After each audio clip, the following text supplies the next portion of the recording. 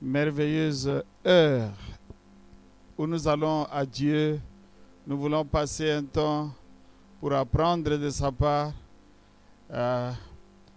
et pour venir à son école. C'est pour moi un très grand bonheur de vous rencontrer ce soir, bien-aimés enfants de Dieu et excellents invités de Dieu qui avaient l'occasion de nous suivre. C'est un grand bonheur de partager ce moment avec vous. Nous voulons aujourd'hui vous dire que le temps est à la prière.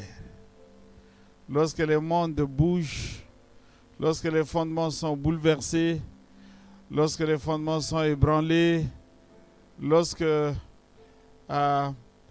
les hommes ne savent plus à quel instinct se vouer, l'Église a un message, l'Église a une orientation et nous sommes venus pour vous porter à la connaissance, porter à votre connaissance ce message de Dieu, cette parole de Dieu. Soyez donc les bienvenus. Que Dieu vous bénisse, vous tous, dans vos maisons, là où vous nous suivez, et que l'Éternel nous accorde des moments très, très, très bénis dans sa présence. Si vous permettez, nous allons prier ensemble. Tout-Puissant Dieu, nous te sommes infiniment reconnaissants. Les cieux que nous sommes en train de contempler sont l'ouvrage de tes mains. Et la terre sur laquelle nous nous trouvons, c'est toi qui l'as fermée dans ses fondations. À qui est-ce que je te compare pour qu'il te ressemble? Tu es l'absolu. Tu es divin. Tu es esprit. Tu es merveilleux. Tu es amour. Et tu es digne de recevoir notre attention, notre dévotion. Tu es digne de recevoir l'offrande de notre temps, l'offrande de notre vie. S'il te plaît, Seigneur, agrée ces moments et que ces moments te donnent gloire. Dans le nom de Jésus, nous avons prié et que tout le monde dise merci Seigneur Jésus-Christ. Amen. Gloire à Dieu. Le temps est donc à la prière. Ce soir, j'ai un texte à pouvoir vous proposer. Et c'est le texte de 2 Chroniques chapitre 7, le verset 13e au verset 15e. La version Louis II dit: quand je fermerai les ciels et qu'il n'y aura point de pluie, quand j'ordonnerai aux sauterelles de consumer le pays, quand j'enverrai la peste parmi mon peuple, si mon peuple sur qui est invoqué mon nom s'humilie, prie et cherche ma face, et s'il se détourne de ses mauvaises voies, je l'exaucerai des cieux, je lui pardonnerai son péché et je guérirai son pays. Mes yeux seront ouverts désormais et mes oreilles seront attentives à la prière faite en ces lieux. Ces paroles sont les paroles que Dieu adressait au roi Salomon à l'occasion de la dédicace du temple.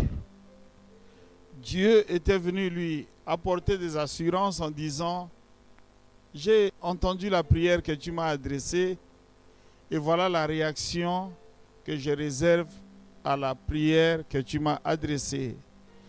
Je voudrais vous donner lecture de ce même passage dans la version Bible en français courant. Le verset 13 dit: supposons qu'un jour je ferme les ciels et qu'il n'y ait plus de pluie, ou que j'ordonne aux sauterelles de ravager les pays, ou encore que j'envoie une épidémie de peste sur mon peuple.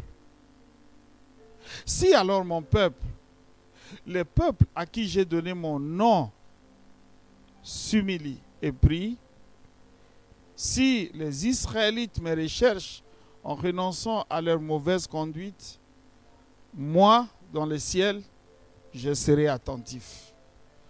Je pardonnerai leurs péchés et je rétablirai la prospérité de leur pays. Dès maintenant, j'ouvre mes yeux, je serai attentif à toute prière qu'on m'adressera dans ce temple. Bien-aimé, si Dieu existe, s'il est le Tout-Puissant, nous devons nous tourner vers lui pour un secours. Nous devons avoir recours à lui et nous ne devons pas nous laisser dépasser par les événements, par ce que nous voyons ou par ce que nous vivons. Ce soir, je voudrais vous dire que la responsabilité du peuple de Dieu dans un temps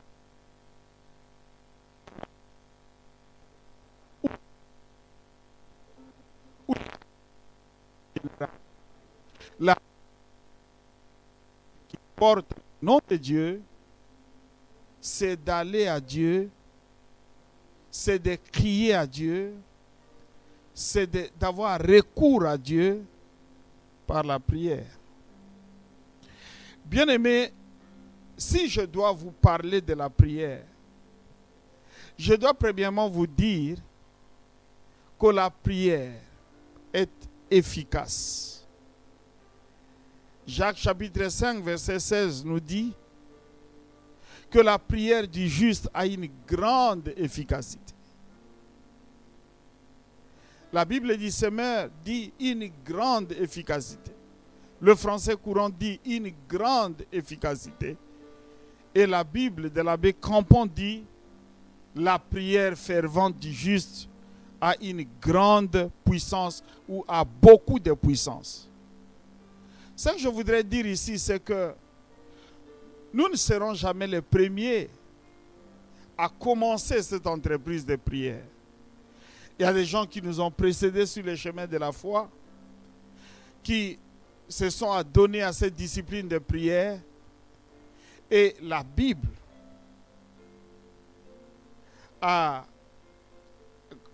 la Bible a enregistré ou a gardé les souvenirs de ce que la prière, de ce que leur prière a pu apporter. La prière donc a beaucoup de puissance, la prière a une grande efficacité et ce soir, je voudrais appeler tous les peuples de Dieu à se réveiller, à se remettre en prière. Dieu ne nous a pas demandé d'être philosophes. Dieu ne nous a pas demandé de nous plaindre.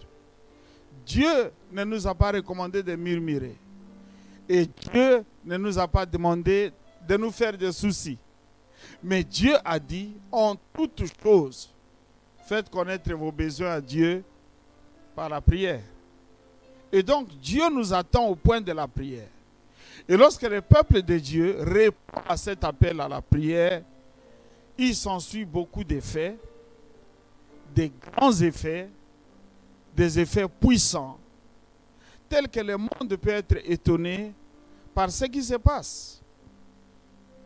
Je n'ai pas assez de temps, mais je peux quand même vous dire qu'Abraham avait envoyé son serviteur Eliezer aller chercher une femme pour l'unique héritier qu'il avait, Isaac. La chose était très délicate. Et Isaac est parti.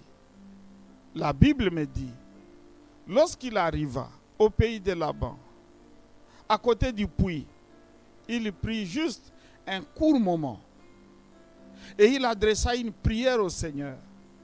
Il dit à Dieu, fais-moi rencontrer aujourd'hui celle que tu as destinée pour les fils de ton serviteur. Et la Bible dit,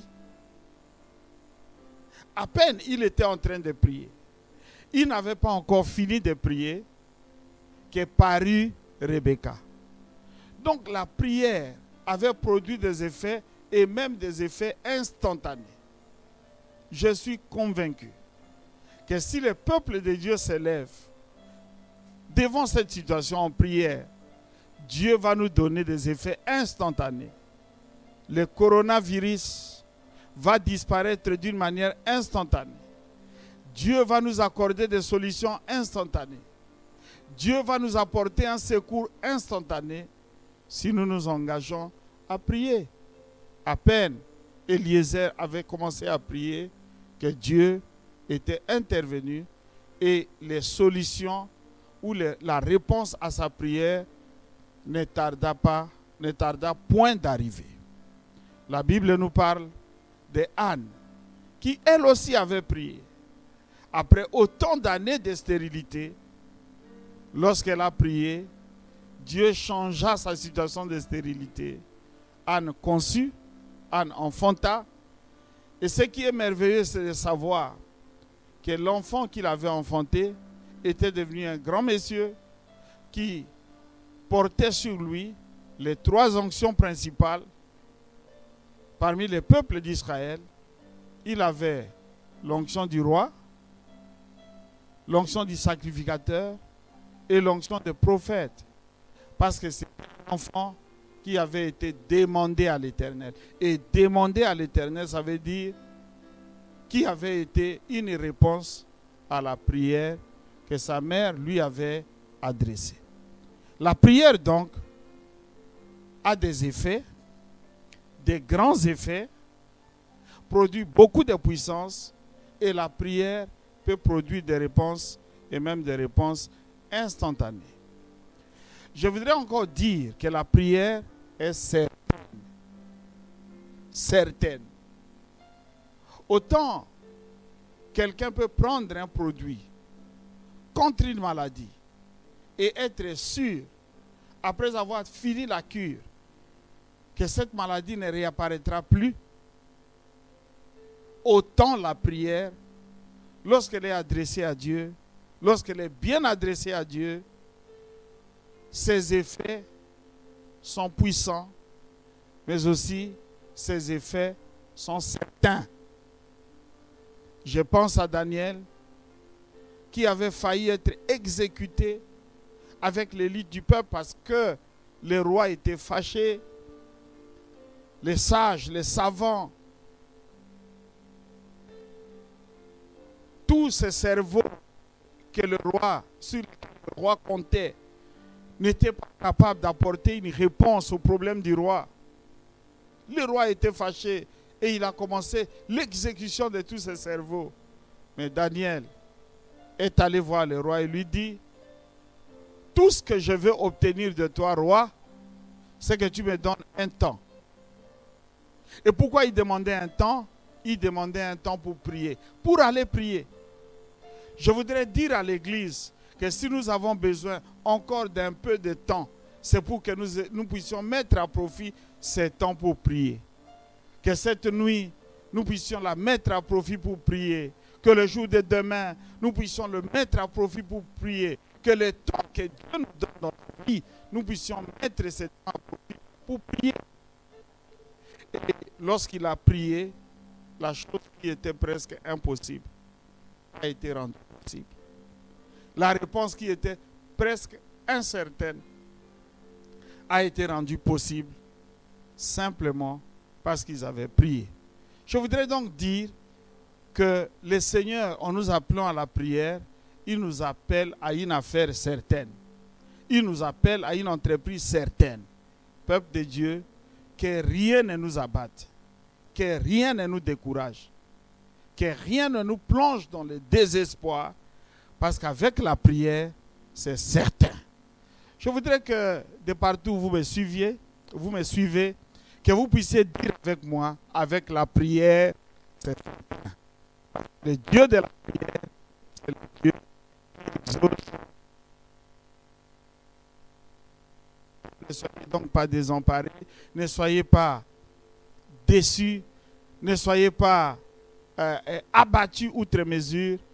Mais si nous levons les yeux vers Dieu, si nous pouvons lui adresser la prière, il est certain que Dieu viendra à notre secours.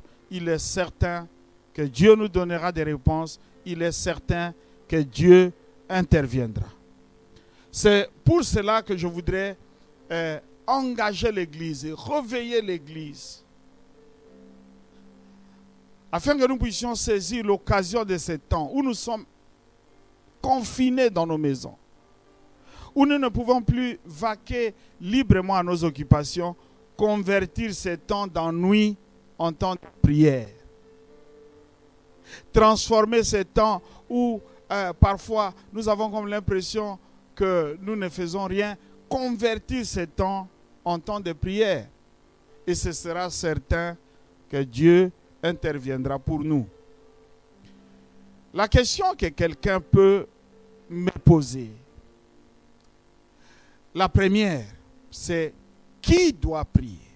Eh bien, le texte de 2 Chroniques 7 que nous avons lu, à partir du 13e verset, nous dit: si mon peuple, sur qui est invoqué mon nom, prie. La responsabilité première de la prière incombe au peuple de Dieu. Tu t'appelles chrétien, tu te dis converti, tu t'appelles serviteur de Dieu, tu portes le nom de Dieu dans ton cœur, tu les portes dans tes lèvres, tu les portes dans ta vie. Tu as la responsabilité première de pouvoir plier tes genoux, prendre un moment, t'arrêter un peu pour prier. La responsabilité de la prière incombe aux enfants de Dieu.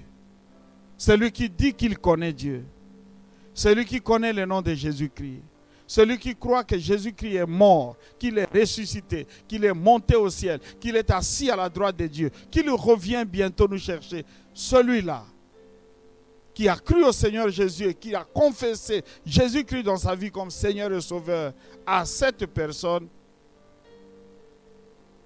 revient à cette responsabilité, la responsabilité de prier. Qui doit prier? Les enfants de Dieu doivent prier. Les serviteurs de Dieu doivent prier. Celui qui croit que Dieu existe doit prier. Et s'il vous plaît, je voudrais vous dire, ne nous taisons pas. Le temps, c'est le temps pour prier maintenant. Le temps est à la prière. La deuxième question que nous pouvons nous poser, c'est: comment devons-nous prier? Comment devons-nous prier? Le texte de 2 Chroniques, chapitre 7, du 13e au 15e verset nous dit que numéro 1, nous devons examiner notre vie et voir si nous ne nous sommes pas écartés des voies de Dieu. Et si nous l'avons fait, nous devons nous détourner de mauvaises voies pour nous tourner vers Dieu. C'est donc un appel à la repentance. Et la Bible me dit que tout celui qui dit qu'il n'a jamais péché est un menteur. Nous sommes des humains. Nous sommes faillibles. Et lorsque nous nous approchons de Dieu, nous devons savoir reconnaître là où nous sommes tombés, là où nous avons fait des choses non en totale conformité. Le Seigneur nous prescrivait détourner les péchés. Par là que nous et pour vous, qui sera contre vous? Je voudrais lire cette écriture autrement. Cette question autrement. Qui sera voix? N'y a-t-il pas quelque chose contre moi? N'y a-t-il en moi quelque chose que Dieu n'approuve pas? Ce temps ici appelle tous les chrétiens, appelle toute l'Église, appelle les hommes et les serviteurs de Dieu à s'examiner. Et que nous puissions prendre un moment et dire: Seigneur, s'il te plaît, d'abord, je reviens à toi. C'est la première chose, c'est le premier exercice lorsque nous voulons engager dans la prière. Une prière sans repentance est presque une insulte à Dieu. Il est donc important que nous puissions, lorsque nous pensons prier, que premièrement, nous puissions nous réconcilier avec Dieu, nous pensions arranger avec le Seigneur, nous pensions nous accorder avec Dieu dans ce que Dieu nous demande dans ce que Dieu attend de nous.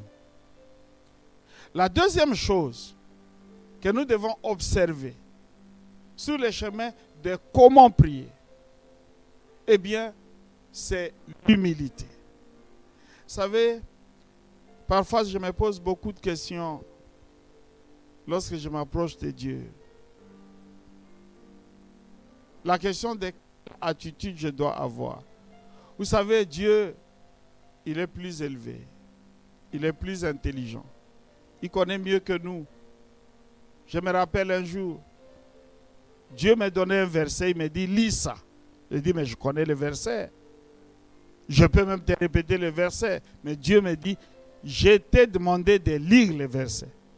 Et ce jour-là, il fallait un peu plus d'humilité pour que j'exécute l'ordre que Dieu m'avait donné.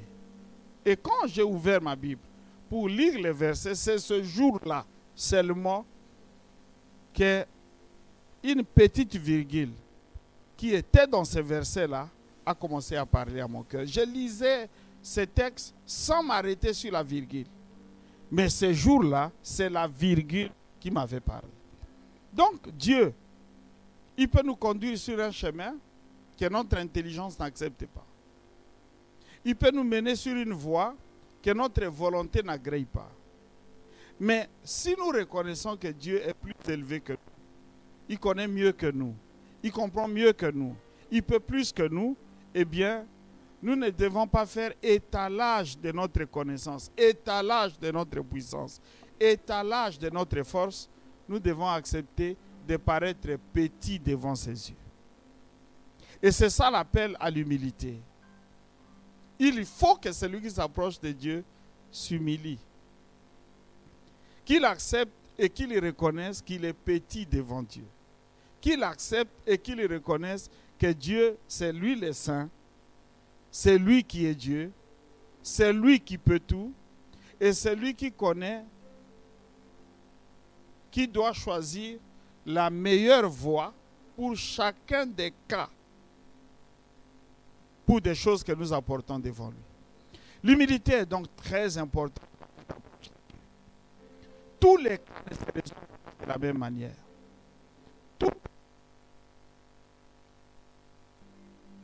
Et Dieu, il peut te recommander une chose qui paraît étrange à tes yeux, qui paraît pas pour toi. Pourtant, il a prévu par cette recommandation faire quelque chose de merveilleux pour toi. L'humilité donc. Il y a la repentance, mais il y a au numéro 2, l'humilité. La troisième chose, c'est comment nous devons prier. Eh bien, nous devons y aller par la foi. Être convaincus que le Dieu de notre prière est capable de toutes choses. La Bible dit, je reconnais que tu peux tout et que rien ne s'oppose à ta volonté. Donc si Dieu veut une chose, il va faire cette chose-là. Nous ne devons pas faire un procès à Dieu. Nous ne devons pas contester avec Dieu. Mais nous devons croire que c'est Dieu qui a raison, que c'est Dieu qui peut tout, que c'est Dieu qui a la dernière réponse. Nous devons croire que même pour des choses inconcevables, Dieu est capable de faire quelque chose de bon. Voilà, donc ces trois choses sont essentielles lorsque nous nous approchons de Dieu. Nous devons donc nous savoir nous repentir. 2, nous devons savoir nous humilier. 3, nous devons savoir placer toute notre confiance en Dieu. Et lorsque nous faisons ces choses de cette manière, la Bible nous garantit que Dieu va exaucer notre prière, que Dieu va intervenir. Et j'aime ce que la Bible annonce dans ce chapitre 7e de 2 Chroniques. La Bible dit, Dieu nous exaucera. Ça veut dire Dieu écoutera notre prière. Et je crois que toutes les prières que l'Église est en train d'adresser à Dieu contre la situation de coronavirus, Dieu est en train d'écouter ces prières-là. Non seulement Dieu écoutera la prière, la Bible dit, Dieu guérira le pays. Je suis en train de saluer la guérison qui vient sur l'Est du Congo. En train de saluer la guérison qui vient sur l'Afrique. En train de saluer la guérison qui se répand sur l'Italie, qui se répand sur l'Allemagne, qui se répand sur l'Europe, qui se répand en Asie. Je suis en train de saluer cette guérison qui visite l'Amérique de la part de l'Éternel, parce que le peuple de Dieu s'engage dans la prière. La Bible dit, si mon peuple prie, je guérirai son pays. C'est pourquoi j'appelle l'Église à se lever, à saisir l'opportunité de ce temps et à aller à Dieu dans la prière. Serviteurs de Dieu, très chers enfants de Dieu, je voudrais vous dire que la prière est indispensable. Dieu a choisi que son peuple prie lorsqu'il passe par des moments de détresse. La Bible dit, quelqu'un parmi vous est-il dans la souffrance? Lui, second dit qu'il prie. Parole de vie dit, il doit prier. Donc si tu passes par un temps de détresse, tu passes par un temps de souffrance, tu passes par des temps où des choses te dépassent, tu ne sais pas, tu es au pied du mur, tu ne sais pas comment faire. Tout ce que Dieu attend de toi, les devoirs qui t'attendent, c'est le devoir de prier. Vous savez quoi? J'ai découvert que beaucoup de gens sont capables de parler de leurs problèmes pendant 2 heures, 3 heures, 4 heures, 5 heures, mais ils sont incapables de tenir devant Dieu pendant 1 heure pour prier. J'ai découvert que des gens peuvent rester en train de débattre sur un problème pendant des journées entières, mais ils sont incapables de prendre 5 minutes devant Dieu pour prier. Or, parler de ton problème ne fera que magnifier ce problème. Parler de ton problème va l'agrandir à tes yeux, mais parler à Dieu de ton problème peut t'apporter une solution. Mon intervention de ce soir, c'était pour rappeler à l'Église que ce temps ici, nous devons les consacrer à la prière. Nous devons nous lever comme un seul homme de toutes les églises, de toutes les paroisses, de toutes les communautés chrétiennes, et que tous, nous puissions nous engager à prier Dieu. La Bible dit que nous devons toujours prier, que nous ne devons point nous relâcher de prier. Peut-être que tu as prié hier, prie encore aujourd'hui. Peut-être que tu as déjà prié 10 jours, prie encore aujourd'hui. Prier, ça n'a jamais été assez.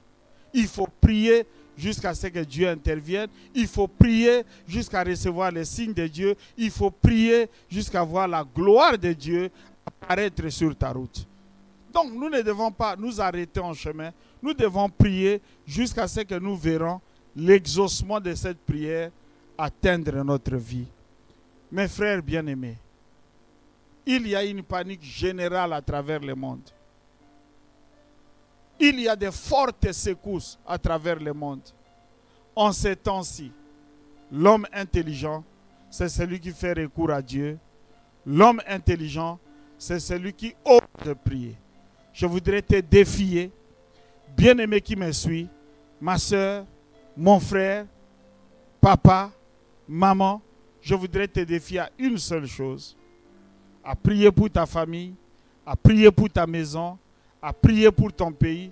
Ce que les scientifiques ne peuvent pas faire, ce que la science ne peut pas faire, ce que l'Église ne peut pas faire, ce que la nation ne peut pas faire, le Dieu très haut est capable de le faire juste lorsque nous aurons crié à lui. Je termine en vous disant ceci. Dieu nous fera grâce lorsque nous crierons à lui. Dieu nous exaucera lorsque nous prierons à lui. La Bible dit, il écoute la prière. Et la Bible dit, ceux qui viennent à lui dans la prière ne repartiront pas les mains vides. Je vous souhaite donc une très bonne prière. Et je voudrais que cette nuit déjà, des armées entières se lèvent pour crier à Dieu, pour invoquer le nom de l'Éternel. Et je parie que nous louerons le Seigneur avec Anne, que nous louerons le Seigneur avec Rebecca, qui avait bénéficié de la prière d'Isaac pour concevoir, que nous louerons l'Éternel avec Ézéchiel, qui devait déjà mourir, mais qui a prié et qui a reçu une prolongation de 15 années de vie. Je crois que nous louerons le Seigneur avec Jonas, qui déjà dans le ventre du poisson a prié le Seigneur et Dieu lui a rendu la vie. Bonne prière à nous tous, bonne prière, et que Dieu nous soit favorable maintenant que nous nous sommes levés et maintenant que nous nous sommes engagés pour la prière. Que Dieu vous bénisse.